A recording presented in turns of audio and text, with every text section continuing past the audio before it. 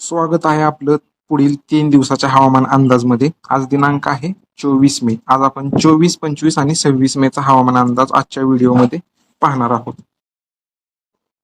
स्वागत आहे आपलं पुढील 3 दिवसाच्या हवामान अंदाजमध्ये. आज दिनांक आहे 24 मे. आज आपण 24, 25 आणि 26 मेचा हवामान अंदाज आजच्या व्हिडिओमध्ये पाहणार आहोत. सर्वप्रथम सध्या हवामान प्रणाल्या कोणत्या सक्रिय आहेत? तर इकडे पंजाबच्या आसपास एक चक्राकार हवेची स्थिती सक्रिय आहे. तिथूनच एक ट्रफ लाईन उत्तर प्रदेश करत अशीच इकडे बिहारपर्यंत सक्रिय आहे. बिहारपासून इकडे छत्तीसगड, इकडे आंध्र प्रदेश, तमिळनाडू करत केरळपर्यंत एक ट्रफ लाईन सध्या सक्रिय आहे. यानंतर जर 3 दिवसाचा हवामान अंदाज पाहायचा गेला तर आज सातारचे पूर्व भाग, सांगलीचे पूर्व भाग, पुण्याचे पूर्व भाग, अहिल्यानगर, छत्रपती संभाजीनगरचे पश्चिम भाग आणि नाशिकचे पूर्व भाग या भागातून दुपारनंतर किंवा संध्याकाळच्या वेळी मेघगर्जनेसह पावसाचा अंदाज आहे. सोलापूर जिल्ह्याच्या पश्चिम भागात सुद्धा तशीच परिस्थिती राहील.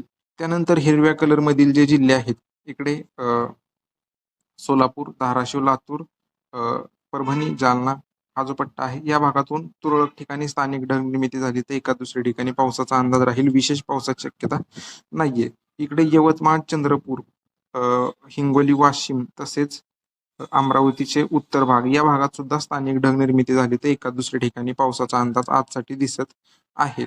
उर्वरित नाशिकचे पश्चिम भाग, पुणे पश्चिम, सातारा पश्चिम, कोल्हापूर पश्चिम पावसाची शक्यता दिसत नाहीये.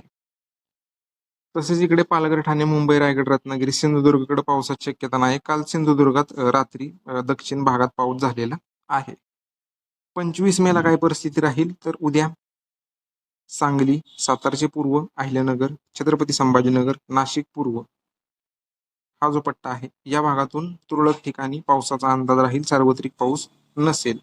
हिरव्या कलर मधील जे जिल्हे आहेत सोलापूर, धाराशिव, जालना, बुलढाणा, जळगाव, धुळे, त्यानंतर इकडे नाशिक पश्चिम, पुणे पश्चिम, सातारा, कोल्हापूर पश्चिम, तसेच इकडे रायगड, रत्नागिरी, सिंधुदुर्गचे घाटभाग या भागात स्थानिक ढगनिर्मिती झाली तर एका दुसऱ्या ठिकाणी पावसाचा अंदाज आहे. विदर्भात पावसाची शक्यता उद्यासाठी सुद्धा नाहीये.